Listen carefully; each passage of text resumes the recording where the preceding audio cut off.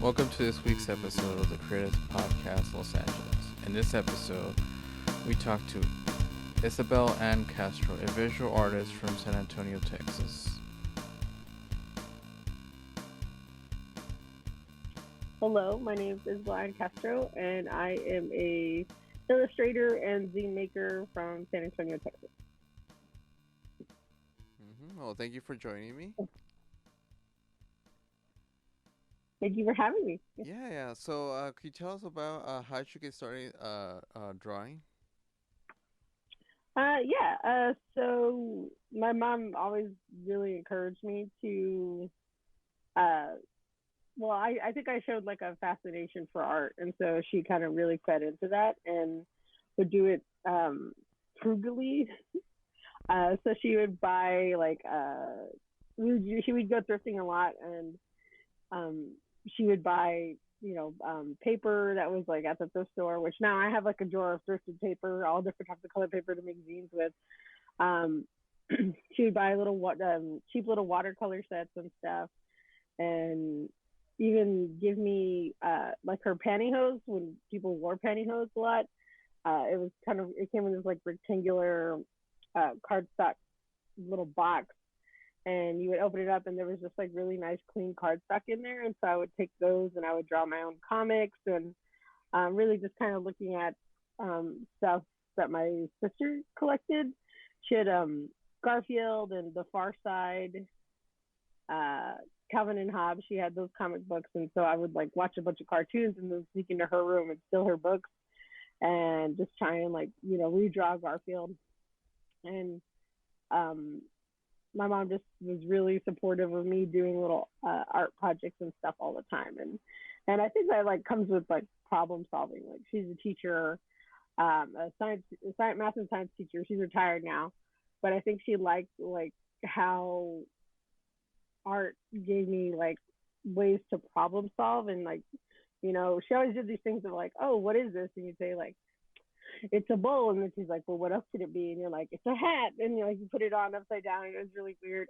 But she liked the way that art helped me like problem solve stuff, to make my own things. And she really fed into that, and then tried to expose us to much more stuff on a budget. Like there was free stuff going on around town.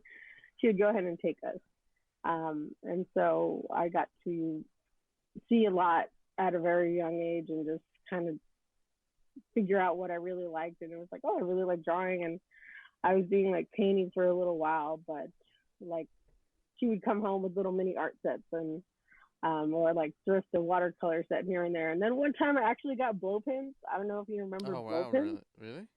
Yeah, it was really cool. Like I found them, it was like for my birthday, but I found them in the closet before.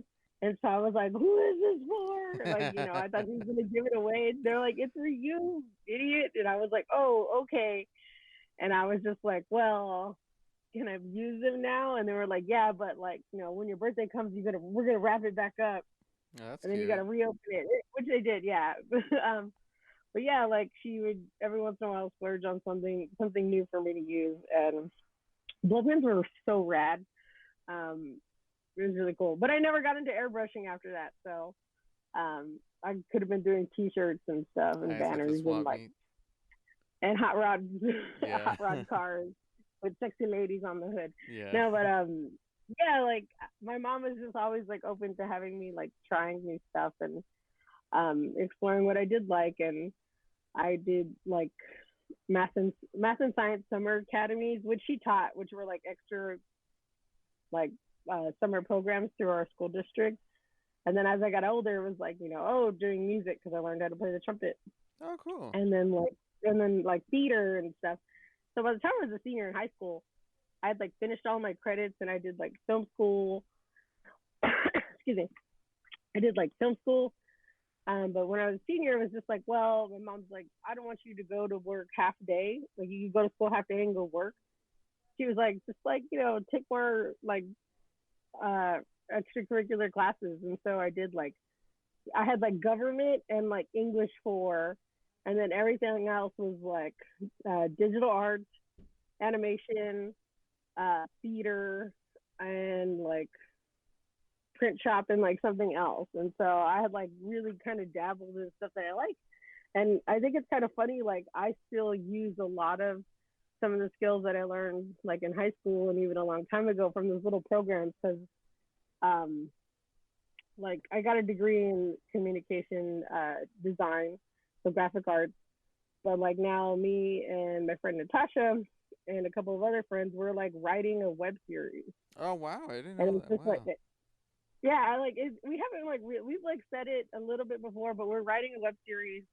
I have like the next round of edits, which I have to get to. It's like a month late. We've just been working on it through quarantine.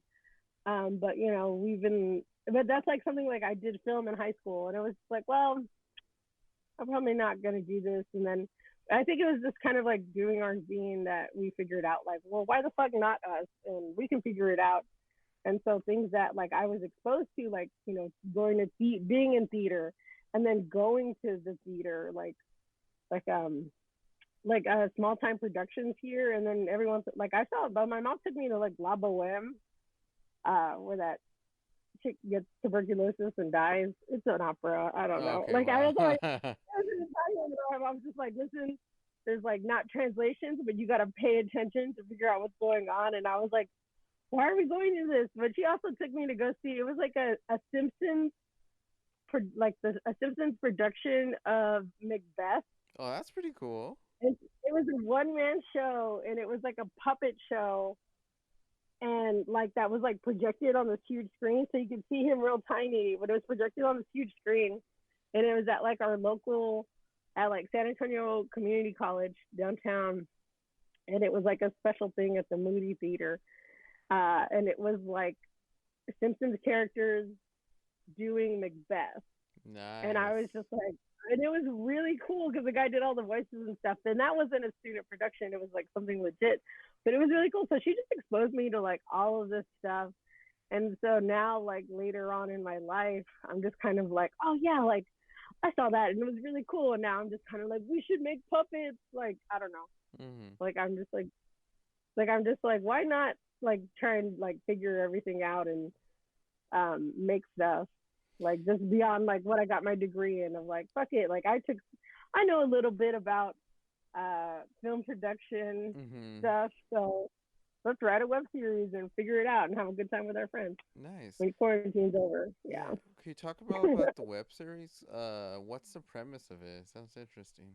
uh so it's basically like Chicana Ghostbusters, Oh, but like nice. yeah, like because we're like in the show, we're not curanderas, but we have like powers that we can see ghosts. And so like our and like both me and Natasha are descendants of real curanderas. Oh, wow. So my yeah, like on her family side, I think on her mom's side, and then my mom's side. And so well, like we had talked about it before, and I was like, oh, that's cool. And so we want to change the series. We were changing the series to where we can like the characters can see ghosts and like talk to them. Mhm. And so we would do like house calls and stuff and like help people. But it's also like real slice of life, like living in San Antonio stuff. And so it's supposed to be pretty funny, and we've just been like having a really good time writing it. So we've written out the pilot, and now we're still like editing it, Mhm. and now like going back and like making sure everything makes sense, and that like we're doing a lot of character establishment in this first pilot. And it's been a lot of fun because it's like me and Natasha, which we come up with a lot of like silly shit on our own, and then like our friend Allison Alonso and Carlos Aguilar, who like grew up in the same neighborhood I live in. And Carlos does his own comics, and he's like super into like pop culture and watches like all of these movies and stuff, and totally is just like a film nerd. And then Allison, she did theater, but she also did a little bit of film. And now she's like a teacher. So for a little, and she's like an R&B singer. She's super Oh, cool. wow, really? But yeah, when we were just like, hey, you guys want to work on like a web series like about ghosts, and they were like, yes. And so like we've been doing like Zoom chats and building out the story, and it's been a lot of fun. And just kind of like, hey, when quarantine's over, we're gonna knock this out, and like we're calling people up and saying like, hey, can we use your restaurant for a scene? And they're like, yeah, sure. And just being like excited to produce our own stuff on like no budget, but Sounds we're interesting. excited. Yeah. We're excited, and it's just like um, something that we think that we could just like figure out. Yeah, yeah. I mean, So it's a web series, so you guys can figure it out.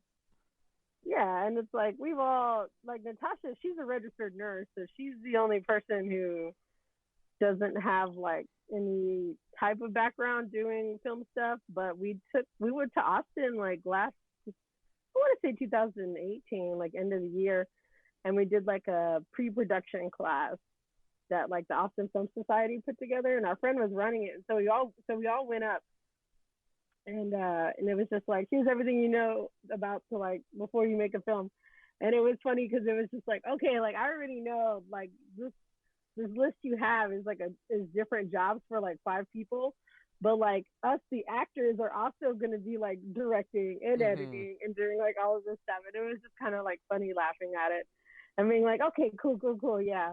And so we're just gonna try and do a pilot and use that to like fundraise, and then do like I think an 8 to 10 like episode series. And I don't know, we're just like gonna have fun with our friends, and it's not like we're gonna really try and like sell it to Hulu or Netflix or blah blah blah. We're like, if that happens, whatever. But like it's Mm-hmm. mostly about just finally just making the stuff that we want to see and having fun with everybody, all of our friends. Yeah, I think that's like the one thing I always encourage people to do, like to create art or media that they want to see, because they're like, well, Mm-hmm. there's not this, there's not a sci-fi Latinx series. So I'm like, well, write it and do a screenplay and then produce it. Yeah, and like I think so. What we learned doing the zine is like you don't know how to do something until you try it, and then you figure out what works for you. And like I think people have this idea of like, oh, like producing a web series, like I need all of this stuff and I need all of these people, and it's like no, like you really don't, because I did like production work for a company called Desmadre and in California, and it was just kind of like, yeah, everybody was like doing multiple things, and we had like 2 cars, and we were like moving everything around, and it was like it was a lot of fun, and like everybody just like helped one another out, and it was like super cool. Like as long as I got my shit done and like um and I was ready to go, then everything ran smoothly. But like yeah, shit happens. But it was just like, okay, just like roll with it. And so I think people are afraid of like, oh, this isn't perfect, or I don't know how to do this. And it's just like, well, it's okay. Like you got to figure it out along the way, Mm-hmm. Mm-hmm. Mm-hmm.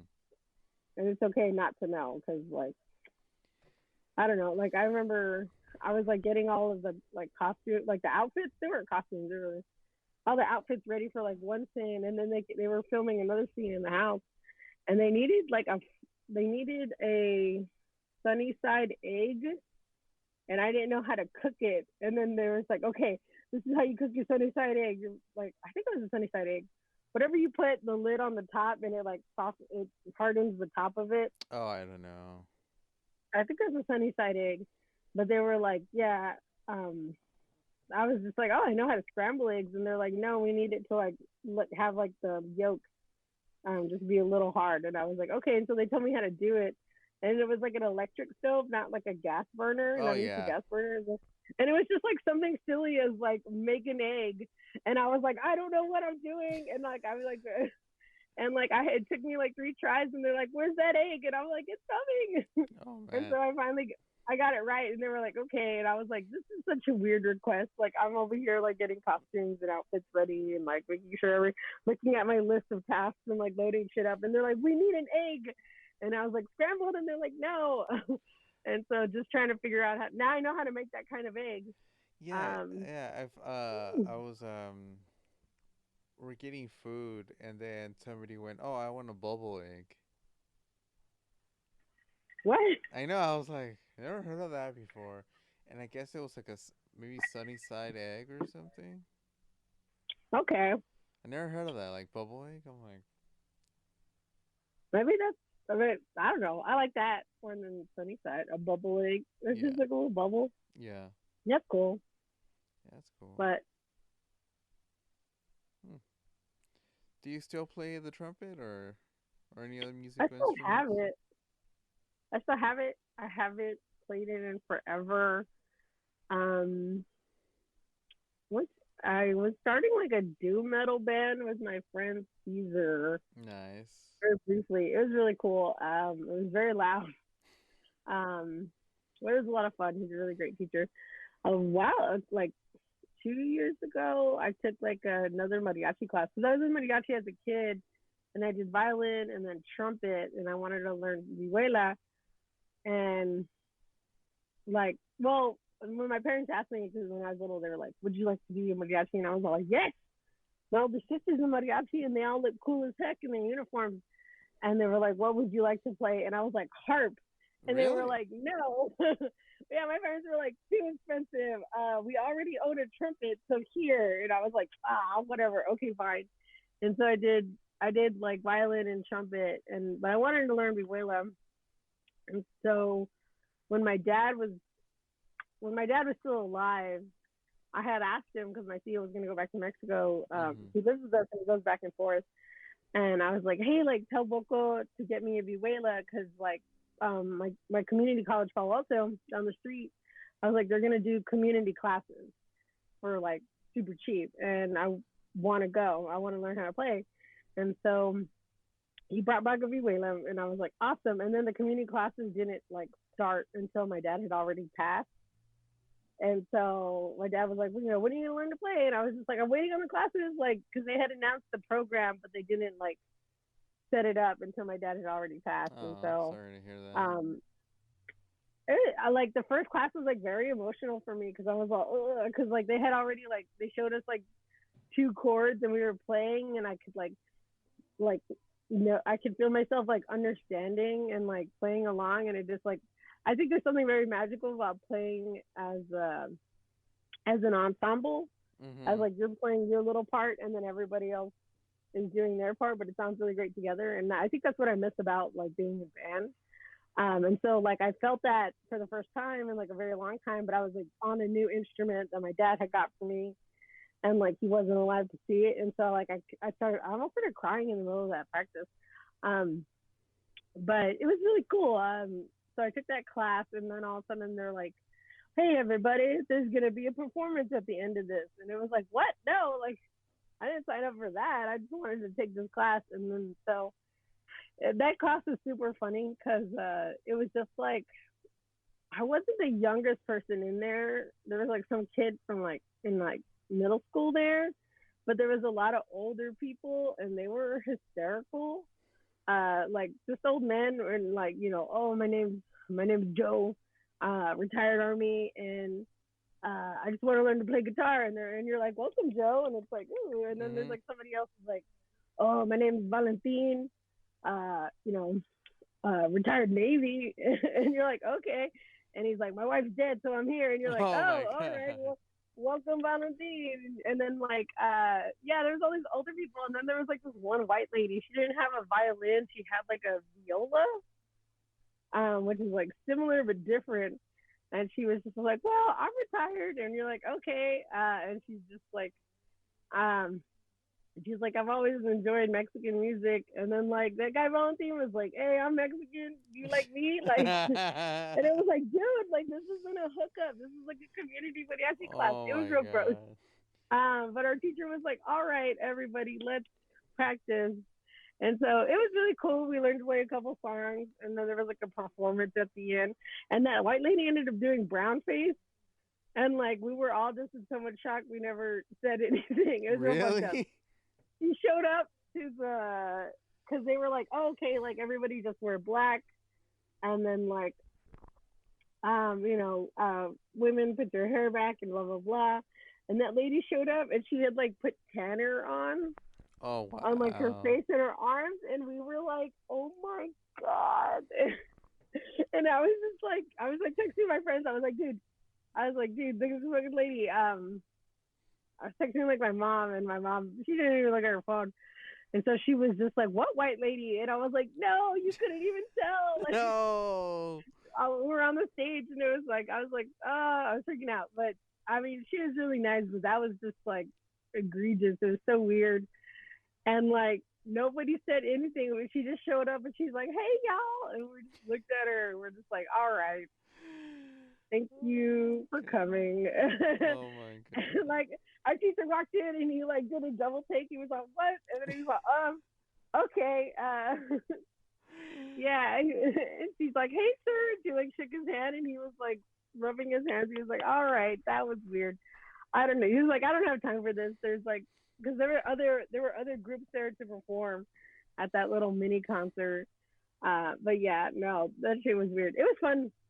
It was a fun class though, because it was like just like a lot of people in the community, and I just like people watching it. Like I just like watching them interact. Like that guy trying to hit on that lady, and Mhm. then him being like disgusted by her, like in brown face, and I was like, yes, be disgusted. So take that lady out to dinner tonight. Yeah. But it was a lot of fun. And so I learned to play that, and every once in a while, I'll just like practice my chords. But no, like I do really miss like being a part of like a group and an ensemble. So hopefully when quarantine's over, like I can go back with my friend Caesar and we can start just like a side band. I don't really care about, excuse me, performing. I just really like playing with other people. Mhm. And it's like that music's something that definitely like keeps me off my phone because you have Mm. to like be into it. So I probably hopefully I'll get to do it again if we survive. If Caesar survives. Yeah. Yeah. I think we'll get over this whole coronavirus, and we'll go Yeah. to a new normal. Yeah. Yeah.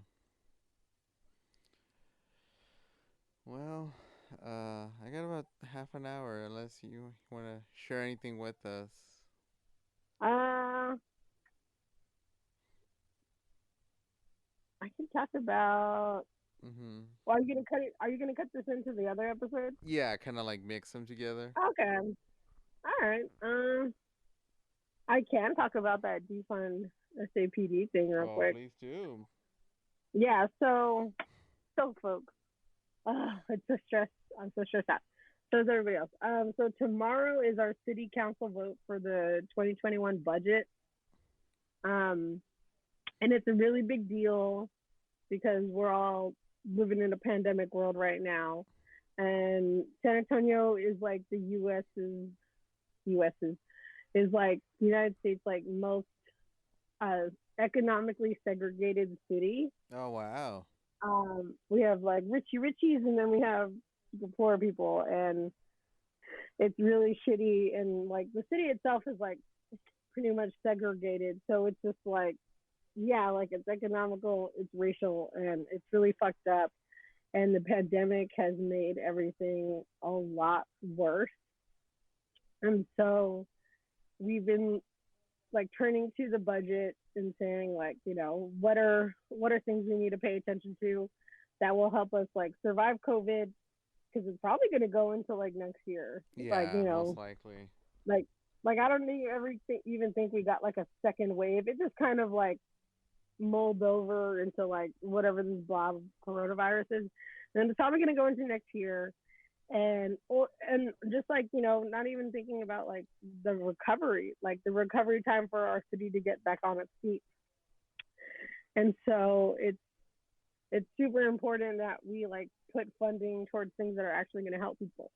Well, the city budget, the city council, and the San Antonio Police Officers Association have been like in a fight for a really long time. Like our old city manager even like she ended up resigning, and then she like wrote a book and published it. Like she's had all this time to do it, and it's like called like Greedy Bastards, and it's about like all of the cheeseman with like the Police Officers Association and their collective bargaining agreement. So currently the budget, where's my post-it note? Currently the budget for next year that they've worked on, it wasn't like, oh, this is like the regular budget. No, this is something that they've been working on, Mm-hmm. and that says like, that is like, oh, this is how we're going to help our city post corona or in 2021. So they're giving the police a $500 million, like Wow. $487.2 million. And you're like, wow, that's a lot of money, and it is. It is a lot of money. Um, it even is even more money when everything else in the city uh, doesn't get as much combined. Oh, wow. So public health, homeless and mental health, youth services, senior services, housing, education, and all the other little tiny little categories are getting 345 million combined. Wow, But that's crazy. SAPD is getting 487.2 million. And it's just like, why? Like, and so like there's a whole like there's always been a campaign like back to blue, and I think that like thin blue line garbage that exists now has like kind of always existed in San Antonio, because I don't know what it was. Like I remember in the 90s there was always programs. I think there was like a distrust for the police, and they were doing a lot of PR stuff to build it back up. So there was like Great and Dare and all of these other little programs to get like McGruff's a crime dog, Oh, I all of those remember him, yeah. campaigns. But like Back to Blue has been a thing for since I can remember. Like in San Antonio, it was like Back to Blue, and so they would come to your school and give out stickers. They had like the SAPD bike rodeo, and it was just like showing kids like how to ride a bike and do circles and stuff. But it was like really police heavy, and they were like at our schools like all the time. And so there's like this, I want to say, indoctrination of like San Antonio, and these people are just like, well, why wouldn't we support the police? And it's just like, hey, like their police officer association has their agreement with the city, and that agreement itself is like toxic. Like I before you see. even get into like the history of policing, there are rules in there, like articles in that like that collective bargaining agreement that don't let like city officials or even like other police officers hold, like our chief McManus, he can like fire a police officer, and that for like doing something really really shitty, and that officer can just go to the police unit and be like, hey, can you guys fight this? And they're like, yeah, sure, totally, we got your back. And then that guy gets his job back.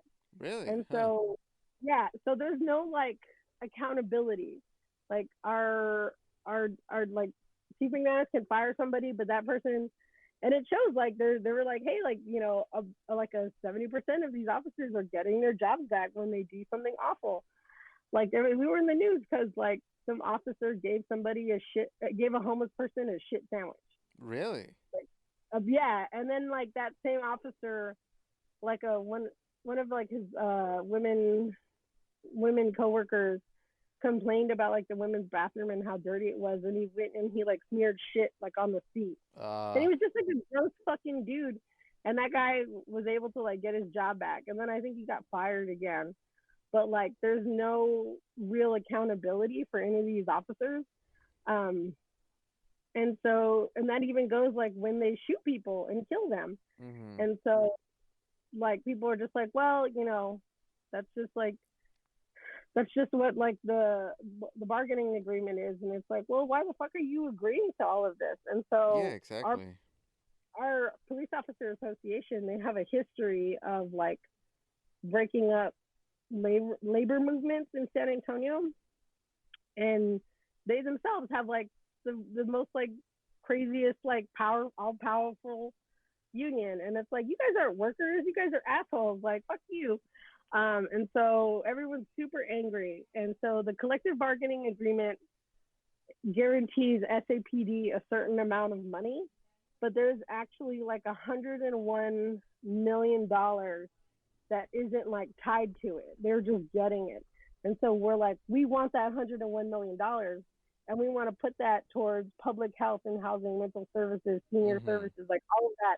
Like y'all don't know how to act, and so we want to take your money away from you because you don't deserve it. There's no accountability for anything, and like put it towards programs and stuff that's actually gonna help like residents, taxpayers, whatever of San Antonio, like survive COVID and like thrive. And so, like studies have shown, when you fund communities, there's less crime. And so there's a huge fear and like pushback of like, we say like abolish the police, and people are just like, well, who are you gonna call and blah blah blah, and it's just like, don't you think like there's just another way of living, and that we should like try and figure it out? Because like our police department's like murdering people. They just like killed another black man yesterday. Oh, really? In Like, San Antonio? yeah, and like they're not, and like yeah, and they're not releasing the body cam footage, and it's very upsetting because like um apparently like the man, they were serving a warrant, and that man was like outside staining cabinets, and like the police officer showed up in an unmarked vehicle in like shorts and like a polo, and like somehow it ended up with him being like shot in the back, and it was like, god, like, and so they're not releasing a bunch of information. They're not releasing the body cam footage, and it's like, dude, taxpayers pay for that body cam footage, and it's to hold you guys accountable, and you guys aren't releasing it. And it's just like, I get that there's like a process, but also like y'all are really fucking up. And especially when there's no legal way to like hold any of those people accountable, it's very upsetting. And so the most, like, we're planning to force city council to repeal those articles in their agreement, um, so that we can like prosecute them, and there is like at least some accountability. But like as of right now, we're just like, we want to take away your fucking money. You don't Mm-hmm. deserve this money, and so we're gonna try and take away $101 million, um, and put it towards real shit that we need. And so that's the big push tomorrow. And like we've gone through, like, city council is like, oh, we hear you, and it's just like, okay, but you're like ignoring us because you guys said, hey, put it like right on the public comment website, and so they got more public comment engagement than ever. And so they were supposed to release that publicly, what everybody said, and then you were supposed to, like, there was a survey. Oh yeah, so it was public comment, and then they were gonna, normally they release what everybody says, and they didn't. They were just like, here's 10 pages, and it was like, no, no, no, like everybody said, like, defund the police, and you're not showing that. And then they also had to fill out a survey, and it was like, looking towards 2021, what are things that you want us to fund? And everybody was like, education, healthcare, um, like youth and senior programs and stuff. We all voted. The very last thing was public safety, and they completely ignored all of that. So we've engaged in every way that they've wanted it, that they've asked us to, and they've ignored it. And so, like, the Defund SA Coalition has been like, they started a couple days ago, like it was like 10 days to defund, and day one was like declaring San Antonio a sundown town. And it's just been like every day there's been something going on, and it's about educating the public and getting them involved. And so tomorrow's like the big vote, and it's super nerve wracking. Like, I feel like we're definitely going to be let down by our city leaders.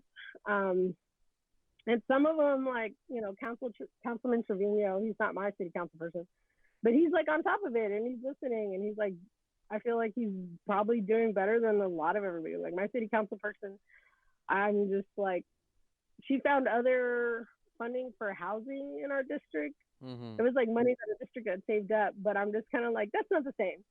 Don't say like I'm like, I specifically want you to take away money from SAPD, and all of these other people do, and we've gone every avenue that you asked.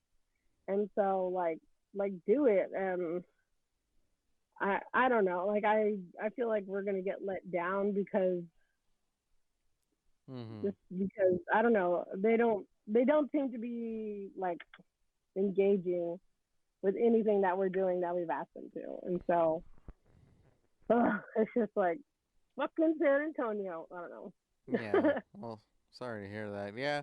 I mean, as long as you guys are pushing back and trying to keep city council and the police, to higher standard and accountability. I think that's productive, especially now. Yeah, That there yeah. needs to be like some pushback because they've been getting away with all these, kind of almost illegal. Well, a lot of it's illegal or shady practices. Hmm. So I think you're doing good work, and you should, especially that you're a resident of San Antonio, and you don't feel that the city council or can't council is doing their job. So you're their bosses, so you should keep them accountable. Yeah. So like we're trying, but it's like it's like all of this on top of like the pandemic Yeah. and like a civil rights movement, and it's just like we've engaged with everything that they've asked us to, and hopefully it goes well because it's not just like the city, it's the county, and they got rid of I think like a few constable jobs. Like we have constables, and they're Mhm. fucking annoying. Um, but yeah, like this has kind of really shown, like the pandemic has really shown us, like we knew San Antonio was economically segregated, and it was just like, okay, like where are we gonna put funding? And it's kind of like showing people's true selves, like Mhm. when it comes to like crunch time of like of like how do we like take care of our communities? Where do you stand on it? And so I don't know. I don't think I'm pretty sure some people aren't going to get reelected next time. Mm. But I mean, we'll see what happens tomorrow. Yeah. So, Yeah. Well, I'm wishing the best. we'll Yeah. take it.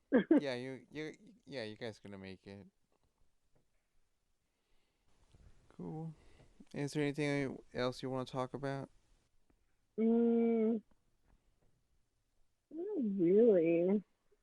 I gotta get back to making defund SAPD signs. All right. We've Cool. been making a lot. I've been working on that cop car behind me, and so the cop car is gonna like break open. I don't know. I had like this vision of what it could be, and now it just looks like real kitty. Can you see it? It's like real Yeah. little.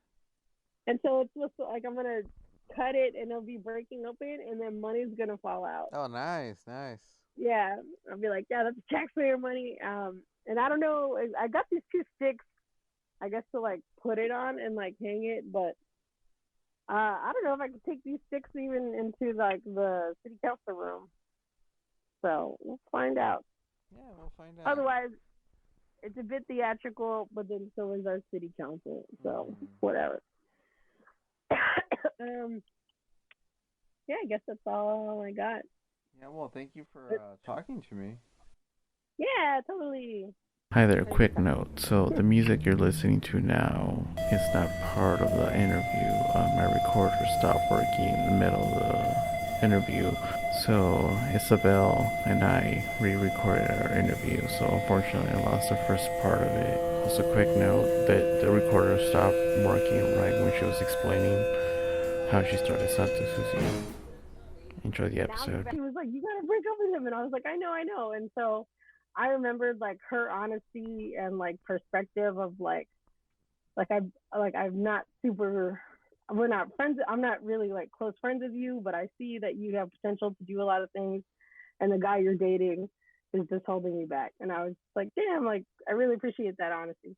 And so I was trying to catch up with her, and we ended up seeing her at this bar, High Tones, that we go to, and like I was like, it was she caught me off guard because I was already like drunk and having a good time, and she came out of the bathroom and like we were standing by the trash can, and I was like yelling in her ear like, "Hey, do you want to start a zine where we just like talk shit and be real?" And she was all, "Yes, I'd love to." And then and she said I asked her because she had a zine called San Anto Wow, and it was just like San Antonio jokes and Mm-hmm. like short stories and like the best place to take a poop in San Antonio.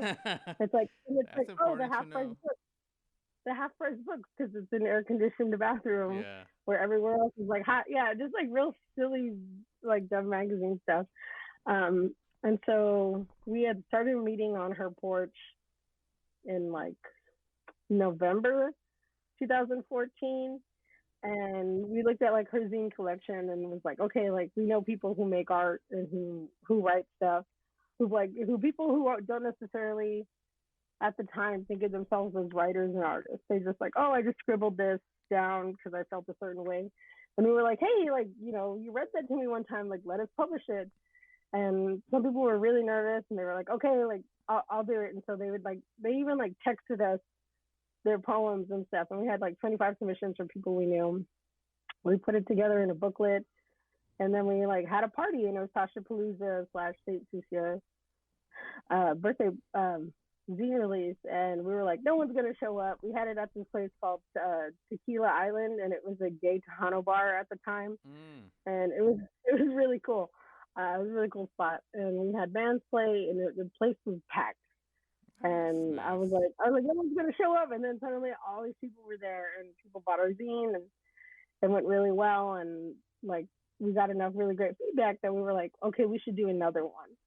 And so we did issue 2, and every time we did an issue, we got more submissions, and then it left San Antonio. Like we started getting submissions from other places in Texas and then Mexico, and then California just started sending a bunch of submissions.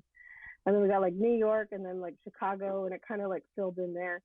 But like it was people that we didn't know, and they like trusted us to publish their stuff and like put it in a booklet with other stories, and so it just kind of grew until we just kept doing issues until number 14. Oh, nice. Yeah. Yeah, I mean, like I remember when I met you that you guys were, or ladies were just published a new zine, and you're meeting people at Zine Fest that you published but you never met before. Yeah, and that's always cool. That would happen wherever we went. Like we went to Phoenix because we had published some people in Phoenix, and like Chicago, and then we've done like all the Zine Fest in Texas, but we tried to do like LA and San Francisco Zine Fest. And every time we went, there was like people like, hey, like I'm in this new issue, and we're like, oh, you're so and so. Oh, it's so like nice to meet you. We take pictures, and it's really exciting because like really like we wouldn't like be whatever we are now. I don't know, as big as we are now, because like so the zine's now in like university libraries and used as like a textbook in some classes, which is really cool. And so it's kind of like everyday people like who didn't really have a place to put their writing, they sent it to us and they trusted us, and we put it out there, and now it's in university libraries. So there's people. Oh, bless you. Oh, thank you. There's people who like are now being like studied in like contemporary like Latinx like writing classes and gender studies, which is really cool. And it's all them, and we're just the people that like put it together, and then like showed about a Zine Fest, and like we promoted really hard, and we do zine workshops, but like it's all the submissions that we got that were wonderful. Yeah, it's important to kind of like you said, people are studying this. I think it's important to see yourself within the the work material or the stuff that you study at university level, because it's just sickening and tiring, or reading white people from the 18th century, or like some person that you have no connection to. And if you could read something that's of a person that exists and is alive today, it's more relatable than to somebody from the 19th century. Yeah, and it's been really cool because we'll do zine making workshops like at some universities, like after we do a quick lecture, and we're like their textbook, like at UT. Excuse me, but we at UT we're in one of the classes as one of the textbooks, but we've done like a presentation and then a really quick zine making workshop, and it's been really cool because like suddenly they're just like, okay, like I could do this, I could figure this out. And I tell them like, hey, like yeah, I went to Texas State and I got a degree in design, but like everything I know about design you can learn for free on YouTube. And like there's places like, especially right now when you're in college, there's computers that you have access to that have these programs on them, and all of those programs, everything I know is on YouTube for free. Like you don't like you can watch them on your phone, and you don't even need like some of these like any of the Adobe programs. There's other programs out there that are kind of like copies of them that are like free or just like $10. And so like zine making is super easy. You don't even have to use a computer. Like you can collage or type stuff out and then print it and do whatever you want. Mm-hmm. Like, there's so many ways to do it that it's like a very powerful tool. And then like we just like you could any of these like students or anybody can really just like start self-publishing at any time in their own like pace where they don't have a publisher or like, oh, I got to meet these deadlines, or like even like the best thing about zines is like there's no advertising in it and Mm-hmm. there's no sponsors, and so you can say whatever you want, and like Coca-Cola is not going to pull their submissions because you did a zine about reproductive health and justice and Yeah, someone yeah. shared their abortion story in there. So you can really do whatever you want, and it's awesome. That's great. Yeah, it's like yeah, I used to before COVID and all that, I used to kind of help out and teach workshops too of zine making and creative writing. Like you said, it's a medium where people have the liberty to say anything they want, like productive, female reproductive rights, or immigration rights, or workers' rights, or street vendors' rights. Yeah. Yeah. So you're part of, were you? I guess you were a part of the San Antonio punk scene. Yeah, but not as long as Natasha, because Natasha's 4 years older than I am. Mm-hmm. And so like San Antonio punk hardcore, and then like I don't know, our music seems like very there's all these overlaps. Mm-hmm. So like yeah, like I'm in the music scene. I don't know. It's also the bar. The music scene is also the bar scene. But I'll go to some house shows sometimes. Oh, cool. So, so house shows are common in San Antonio, like backyard shows. Um, yeah, we like they like started moving stuff to like a taqueria that's Interesting. over on the west side, which was cool. And so that was cool because like Natasha would order a michelada, and like I'd be there eating, and we'd like have a table that's like because like we were off to the side, and so we were like eating and like enjoying it, and there was like a TV like right above us, so we were watching the Spurs game, and then like watching the show, Mm-hmm. and was like yes, and then like when the Spurs game ended, we're like okay, let's go ahead and get up from our table and stuff. Mm-hmm. So yeah, like stuff got moved to like a taqueria. Somebody had like this place to land in between, and that was like a DIY spot for a while. I think it used to be like Cafe Revolution, and it's just like a warehouse that was like not safe. Oh. Like I know that, and it was like Cafe Rev was like somewhere that was has like it closed and then it reopened and then it closed and somebody just like lived there and then it opened again. And like I remember twisting my ankle when I Oh. was like 18, like in the back, because like when you step out, there was just like uneven bricks and there's no lighting. And I was just like twisting my ankle, and I was like, I gotta go to my car. Oh my And God. so, and so now I feel like an old person where I'm like I turn my phone light on and I'm all looking around, and I'm all I don't have insurance. Fuck y'all. Like if I get Yeah. hurt, like Yeah. Exactly. it's Yeah. kind of a big deal now. It Like is. y'all, I'm not gonna get hurt. Yeah, but yeah, no, there's been house shows and stuff, and it's cool. Normally, like a punk house doesn't last like too long, Mm-hmm. um, but there's been some like really rowdy ones before. There's like a video on YouTube of like some show, and like a pizza guy walks in, Oh and really? I guess yeah, pizza guy like walks in and he has all these pizzas, and everyone's like yeah, like like trying to mosh on him and stuff, and like get the pizzas, and he like puts his pizzas down and he tries to fight. And it turns out he lived at that house, and like I don't know, I guess his roommates didn't tell him that there was Oh gonna be a my punk show. God. But yeah, it is bad. But it's been really cool. I don't know. Mm-hmm. There's some shows in my memories that I was like, yeah, that's cool. Yeah. Yeah, let's talk a bit about your art. I've, I'm a fan of your art. Especially the one of my favorite pieces that you've done is the Star Wars piece with the X Fighter, the pew pew. Oh yeah, yeah, with the X-wing. Um, so that was an illustration that I did for a documentary called Looking for Leia. And Mhm. it's like women and non-binary folks like within the Star Wars fandom, and it's done really well. It's like Annalise uh, and her partner, and they do. Oh my God, I'm blinking on his name. Miguel, Stormy Miguel.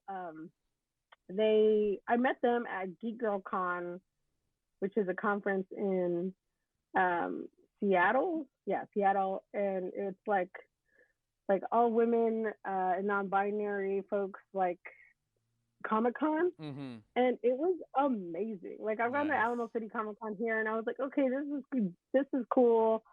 Like, but like this was just like all women and non-binary folks, and like everyone's cosplay was insane. Nice. All the vendors and all the workshops are really cool. And it was just like unlike anything I'd ever been to before. Because at Alamo City Comic Con, it's normally um, like there's just like comic bros like sexualizing people or just like trying to like give you a test like, oh, do you like this? Oh I my see you have one god. of their buttons, like tell me your favorite episode. And you're like, dude, it doesn't have to be like this. Like, get the fuck out of here. I know what I'm talking about. Mhm. But like this was just everyone's just like, oh, you're into this. That's amazing. I love that show too. Or like, oh, what do you like about it? I should check it out. Like everyone was just super awesome. And like the cosplays are probably like the best. But there was like a preview for Looking for Leia, and they did. Annalise held a panel with people who are in that documentary, and they did like a preview of it, and then they were interviewing folks, and I was one of the folks that got interviewed because I went up and was just like, hey, I really love your documentary that you're working on. Here's a little mini zine I worked on, and it was like a coloring zine, and it was like a gender swap where I was like Han Solo and I was Marty McFly, and I was a Ghostbuster, and there were just like little coloring zines, and I was there for like a Latinx nerds panel, and it was cool. Um, but I was just like so hyped about everybody else's thing, Mhm. and they were like, "Oh, this is awesome. Let's interview you." And so like I think I started crying. Like everyone who gets interviewed for like Star Wars stuff like ends up crying because they're like, it's Aw. always something like, "Oh, I used to watch this with my parents," or like there's Mhm. always something deeper. No one's just like, "Yeah, I like Star Wars, whatever." Like there's always something like that's very much like personal to people about why they like this stuff.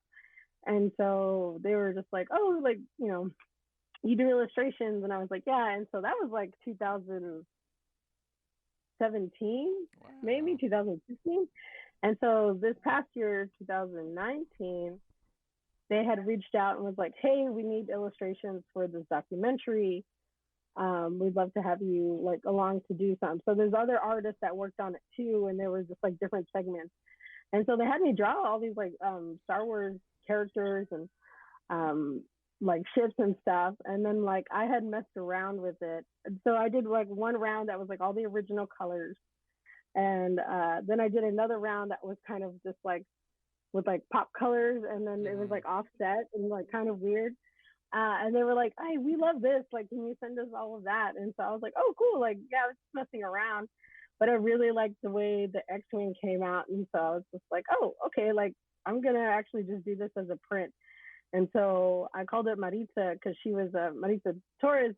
She Yeah. was starting her Idiots Plus print shop, Yeah. and so they had me do a set. And so I was really excited, and so I love the way that the colors came out, and it's fun. And it's just kind of like people have it in their homes, in their office, and I'm Mhm. just like, yeah, Star Wars, like I don't know. And then it's my drawing, like I'm just super hyped. Um, yeah. Yeah, let's talk a little bit about the connection of Latinx and Star Wars because I feel like it's like a right, I grew up with Star Wars, New Hope, and then Return of the Jedi, and Empire Strikes Back.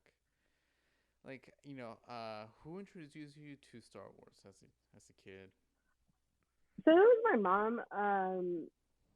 She really enjoys movies, but like at the Albertsons near our house, well, it's not there anymore. Like, Texas doesn't have Albertsons anymore.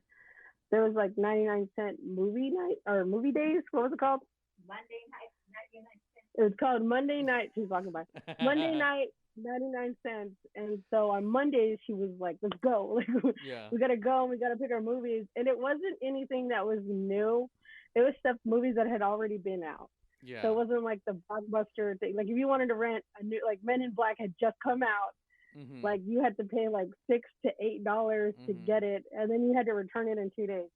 And so 99 cent Mondays was like 99 cents, and then you just return it the next day. So Mondays was like our movie night. And so we'd go and we'd pick out stuff. So she showed us like a lot of Steven Spielberg movies. But yeah, like we watched Jaws and we watched Star Wars and we watched like just like everything. And so she exposed us to a lot of stuff through movies. Watched musicals. We watched just like every. She was just like, "Oh, it's 99 cents. Put it in the basket." Like tonight's a double feature, and then we're like, "Okay, Nice. cool, Nice. yeah." And so that was like how we were really introduced. And so she was like, yeah, Star Wars, like, let's go ahead and watch it. And because she's a big Harrison Ford fan, like she just Oh, I loves see. I see. Harrison Ford. So I'm also like a huge Indiana Jones fan. Like Mhm. I got posters. You want to see the posters? Yeah, I got yeah, them yeah. like over here. I Yeah. was on anyway. Okay, yeah. So they're posters that I got from MondoCon. I don't know if you've heard of that. No. Let me get them out. Yeah, so MondoCon is like people who work with the Alamo Draft House. Oh, They okay. do like really cool movie posters, but they're like screen printed. And so, Oh, I might have heard of uh, it. Yeah. yeah, so this is like a big screen print of like The Last Crusade. Nice. It's huge. I don't know what I'm doing. But yeah, like we just like really loved like this is like Temple of Doom. Oh, wow. That's pretty good. And so it's a big like poster conference, and there's like other artists and like graphic designers there. Oh, Raising the Lost that one's, Ark. yeah, that one's pretty cool. Oh, Yeah. the So background there's with the guy's face is melting. yeah, yeah. So we're big Harrison Ford fans in this household. All right, all Uh, right. yeah. So I'd be like, yeah, let's can we watch a Star Wars? And my mom would be like, yeah, All totally, let's right. get that. Uh, and so yeah, like I was kind of like, and now like I just love movies. Like I think I really miss going to the movie theaters in the middle of quarantine.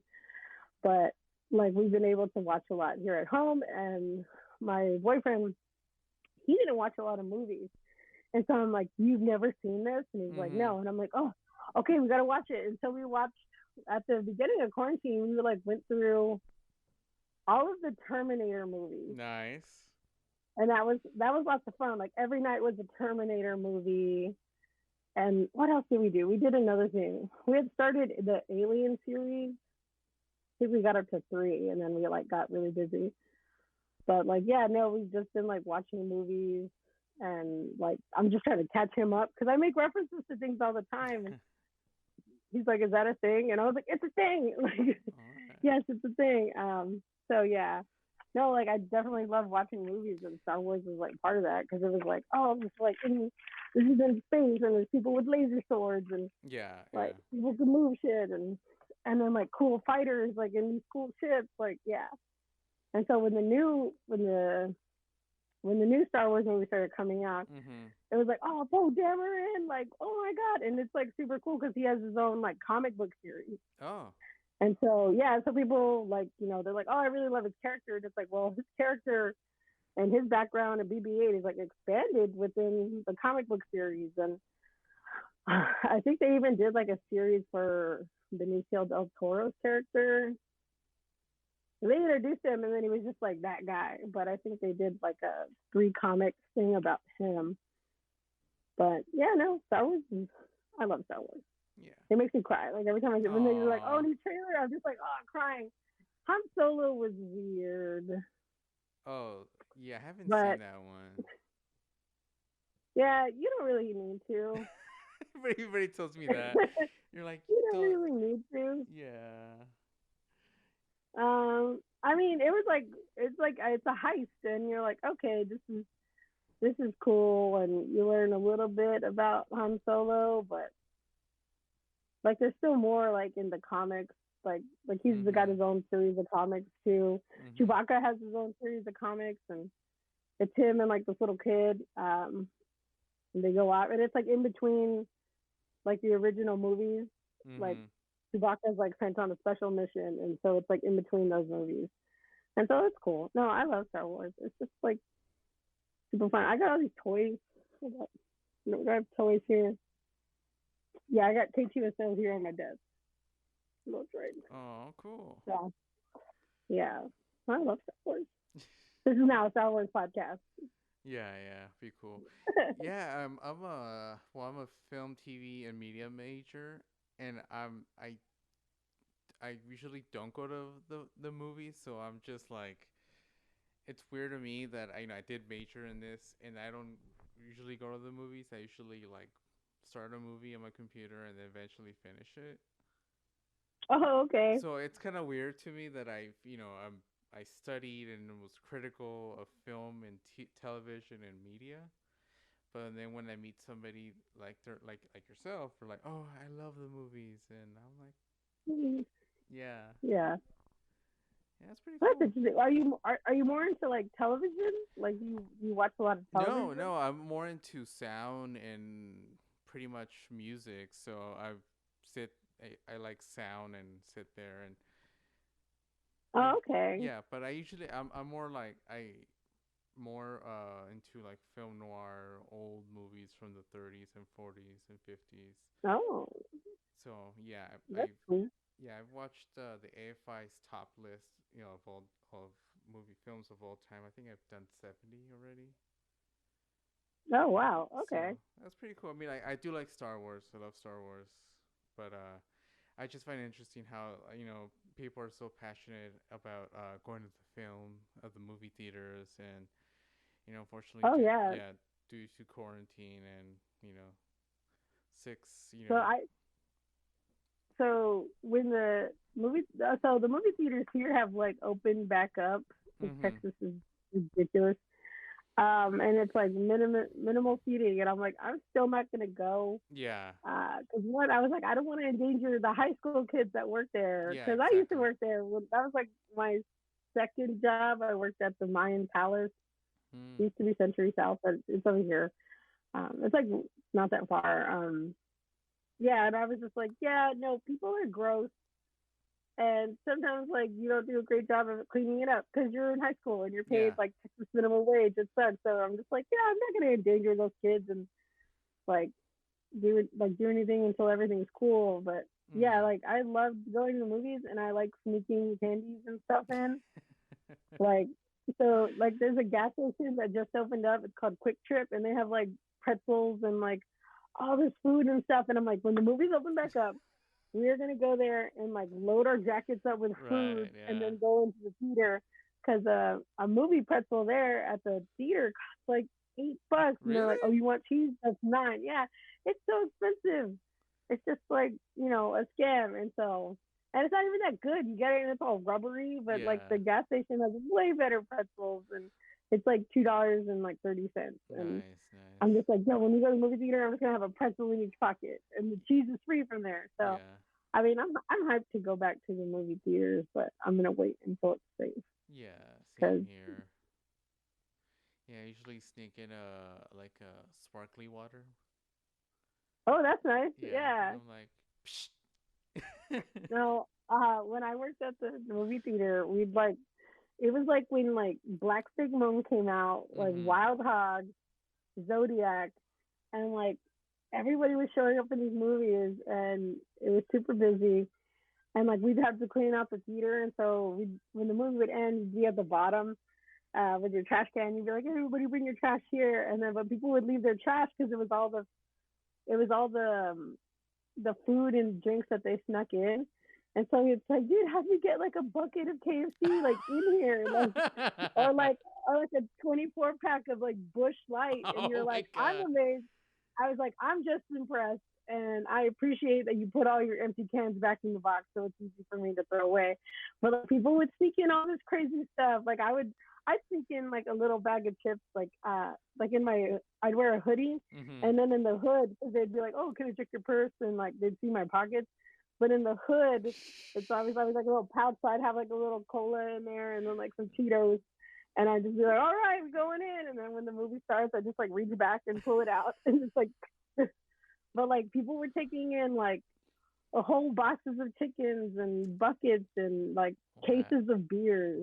Like not a six Wow. pack, but like a case, like an 18 to 24 pack. And I was like, I'm just amazed. Like, Me too. yeah, I'm go amazed. ahead. I'm amazed. Like I don't know how you did it, but you know. Yeah. And they were there to watch Wild Hogs Oh, okay. with Tim Allen, and they were just like, yeah, fucking spring break 2003. Like, I don't know. That's what they did. Oh my god. Oh, so I was, kind of. I think this will be my last question. So Okay. let's talk about your art for the COVID. Okay.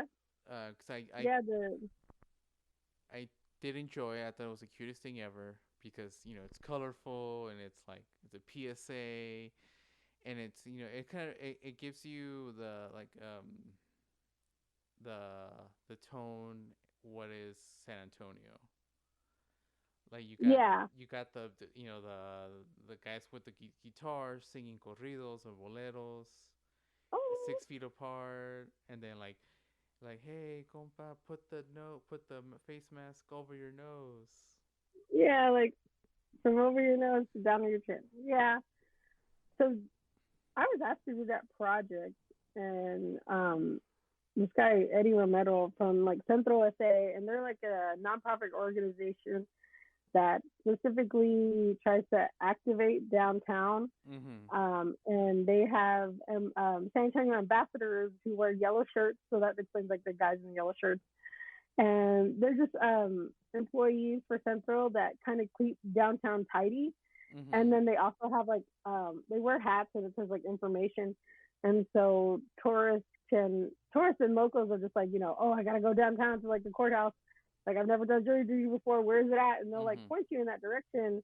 Or someone's like, hey, where's the Alamo? And you're like, oh, it's that way, whatever. Mhm. But they're super helpful and they're such wonderfully nice people that like help people out downtown and they like keep it tidy. So they're always like watering the plants. They're so cute. They're like you see them watering the plants and taking care of them, or they're like sweeping the sidewalk. And I'm just like, I appreciate you from the window. Like, I don't know, they're super cute. Mhm. Um, but yeah, so Central USA, they also do like activities to help like invite people, not just tourists, but like locals to enjoy downtown. Yeah. Because and so there's like, hey, we're doing this event at a park and at like this park and stuff, and so they're super cool. So COVID has like wiped out our tourism. Like there's Mhm. still people coming. I don't know. They're like still like, well, I fucking booked this trip, so I'm going to San Antonio.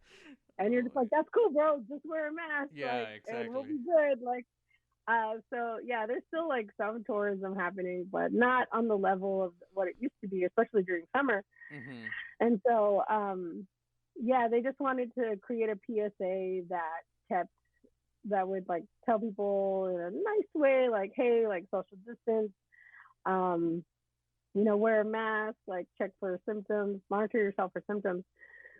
And so I was just like, hey, like I really want this in English and Spanish on the same poster because the people who work downtown are often English as a second language. Mhm. And so like one of my friend's moms, like she works at one of the hotels. Like I think she's now in charge of laundry, like the sheets. Like she moved up and she's Mhm. like the head bitch in charge of laundry. Yeah. She was all proud of her promotion. But yeah, like they're all working class people, so it's not just tourists. It's just like, hey, reminding locals, like, hey, we need to all be safe and take care of one another. And so I wanted the posters to really like reflect that community. And so I did include like the two musicians playing corridos, and that's like the side of the restaurant Mi Tierra. And so I always like come up with mental backstories Mhm. for all these characters, and it's just like, oh, like their masks match their guariberas, Mhm. and like maybe the wife of one of them like made them for them, and they're like two friends, and they always like travel together and do little gigs together. But like they're just out there like playing for themselves and not playing for tourists, and so they're just kind of warming up and playing for each other and having a good time. And so yeah, like really looking at those the people who really make this city run. And it's like, yeah, we got city council, and there's like Thomas J. Henry, the big city lawyer, like people who like San Anto thinks are like make the city run. But it's really all of these like smaller individuals who like show up to do their job downtown and then like leave, and they go back out to all of their other communities surrounding downtown. Like none of those people live downtown, but while they're there, it's just like, hey, like please be safe, you Mm-hmm. know. And so working on that campaign was really nice because um, like I wasn't sure. I was really nervous. I wasn't sure. I was like, oh, like sometimes I get a project, someone is asking me to do something, and I was like, oh, this is a lot of responsibility. I hope I can do it. And the guy that I was working with, Eddie, was just like, oh yeah, like everything I showed him, it was like, this is great. Like I love it. And I was just like, oh, like thank you. Like I was just really excited. And Natasha, who I do the Z from the Sucia with, she is actually a registered nurse. Oh wow. And so I was able to like pay her some money that they paid me to get her to like translate everything in Spanish and make sure it's like the act like it's just work that I didn't have to do. Like I'm sure I could go to the CDC website and look up the Spanish translations, but like just asking her like, hey, can you make sure like all of this is cool and ready to go? So she did like the wording and then the Spanish translations and made sure like everything was like good to go. So I just like popped it in. So I really got to work on like the design and the illustrations, and then like she was like, here's all the updated CDC information, and it's translated. And so she really helped me out. But it went really well. And then they were like, we'd like to do more posters, but with puns. And I was like, I like doing punny things. Like, Yeah, let's do yeah. it. And so it was just like, you're no pal of mine if you don't wear a mask. You know, that's That like, was my like favorite. yeah, it's my favorite too. And I put a little mask on it. I was like, oh, this is good. I just love puns. And so that was like a good time to do that. And so actually right now they're having me make like a sticker sheet of those little signs. And so I got to finish it out and send it like today. Um, but yeah, so because everyone really liked them, and they were just like, some lady messaged me. She was like, She's like, can I put this on my baby's? Like, I just had a baby. I want to put it on a onesie. And I was like, okay, like, yeah, like for the Which like safety of your baby. yeah, Like, which I'm like, I'm not. which panel though? The Oh, the nopal one? nopal, the nopal one, yeah.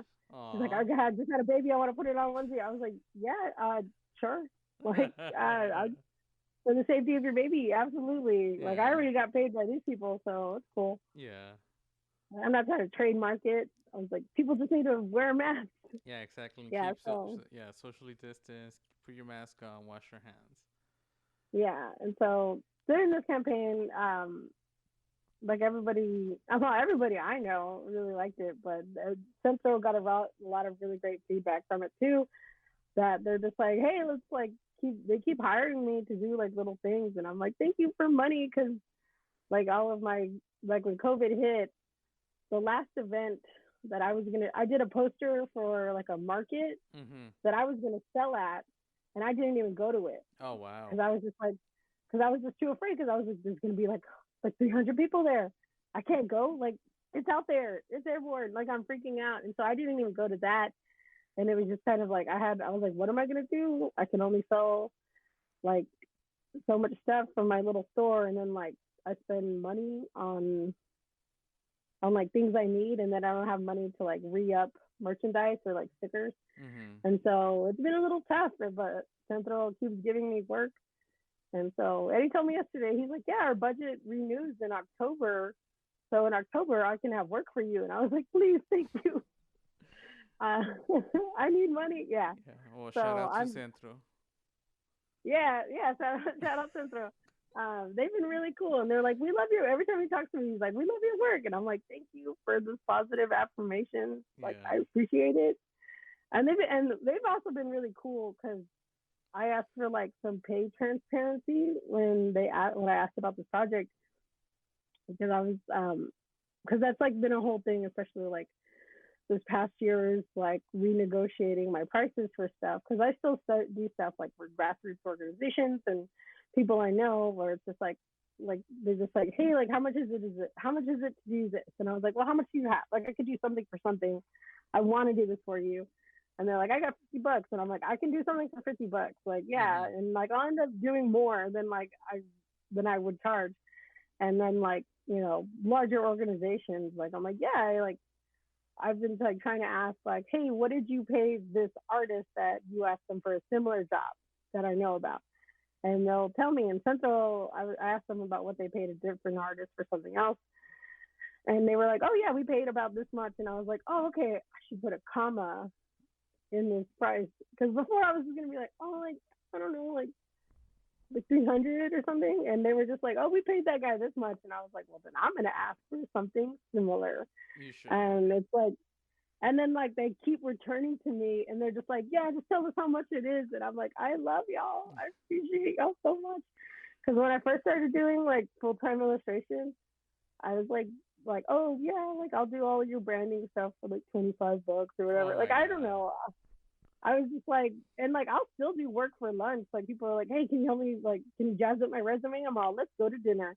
But I mean, not now during COVID. Yeah. But yeah, like now I know how to better negotiate with larger clients, and especially like with Centro, that's like a lot of drawing that went into the original posters. Like I had to go downtown and take reference photos and like come back Mm-hmm. and like really rework those images and then like design it into a poster. But they've been like really cool, and I really like the work that I produce. Like every time I Mm-hmm. do something, I'm like, this is my best work, and I'm just like really surprised of like the stuff that I've been able to do and actually get paid fairly well for. I mean that money's gone, so I'm waiting for October. I'm like, October's coming, Yeah. Yeah. that budget renews. Yeah. Yeah, Yeah. October's coming. Yeah. yeah. COVID will probably still be around, so yeah. Well, yeah. Well, yeah. Well, we'll see what happens. Hmm. Is there anything else you want to talk about before I let you go? I know. Um, haven't been promoting anything. I don't Well, know. I don't have anything new. what about your Etsy store? If people want to buy Oh, some stuff for I your got store. I got a big cartel. There's not a lot in. I got like mini zines. I got a lot of mini zines. So it's what's the store? Oh, it's called Good and Terrible dot bigcartel.com.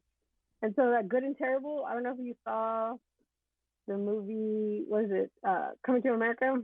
Oh yeah, yeah, yeah, yeah. Yeah, he's like, that boy is good. It's like sexual chocolate, and he's like, yeah, good and terrible. So that's the movie reference. I love that Yeah, movie. so it's called, yeah, it was great. Um, yeah, so the good and terrible dot bigcartel.com, and I got some zines, I got a few stickers. I do a lot of knit stuff, so I recently did a sticker that's like a blue barrel of brooms, Oh and I don't know if wow. that's a big, like when you see at flea markets or places that sell them, it's just like overturned brooms and mops that like hang out of Mhm. this barrel.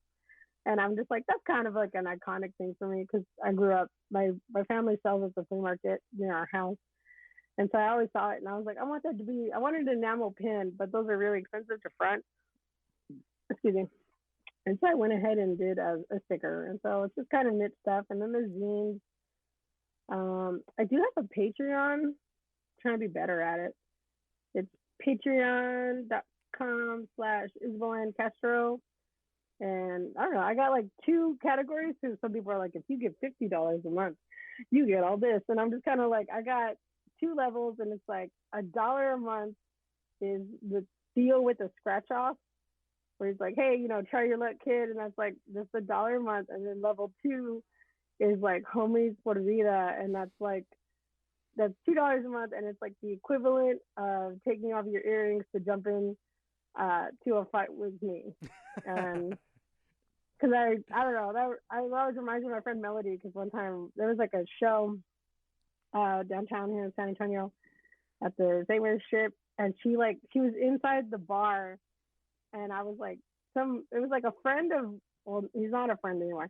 Well, okay, so it's my friend, his friend. They're not friends anymore because of this instance.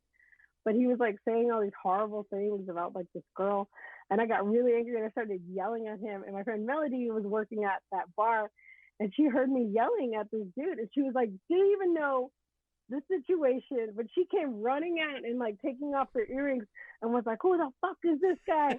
Oh, I got you, Lisa. Let's go!" And was like ready to jump into this fight with me and this guy. And we ended up not fighting. He ended up storming off and calling us bitches. And we're like, "Yeah, whatever, dude. Get the fuck out of here." Yeah, yeah. But like, I was just like, "Yes, I like this level of friendship and commitment." So like, not even knowing what I'm doing or what I have planned next, but you're ready to go, and I like that support. So that's like the $2 category is like for her. But yeah, like I don't know. Some people throw me money and like I'll do like background stuff like, hey, like here's like research I've been going through, or here's like kind of like detailed things about a poster that I did, my thoughts and feelings, and then like I'm just about to like send out little prints to folks, to all the like Patreon supporters, no matter what level. There's 2 levels, whatever. But it's like, hey, here's a little print I did, and it has like a little goat on it. And so I'm trying to be better about like giving people stuff because I feel like my feelings are not enough. So I'm just like, I'd rather not type out my feelings because I'm in them right now. Yeah. And if I type them out, I'll start crying. So here's a little print instead. Aww. Yeah. But I guess that's all I got to promote. Besides, everybody stay social distance and wear a mask. Yeah. And wash your hands. Yeah. Where could people follow you on social media? I'm on Instagram and Twitter at Queen of Tacos TX. Twitter is mostly just me like rambling. Right now, we're harassing our local government. So if you want see me yelling at like our police association, that's a pretty good place to find that. But I post a lot of like art or background stuff on my Instagram. So Instagram's probably the best place. All right, cool. You're like a real visual person. Well, thank you for talking to me, and we'll reconnect. Yeah, I had a really great time. Thank you for having me. Oh, you're welcome. Okay.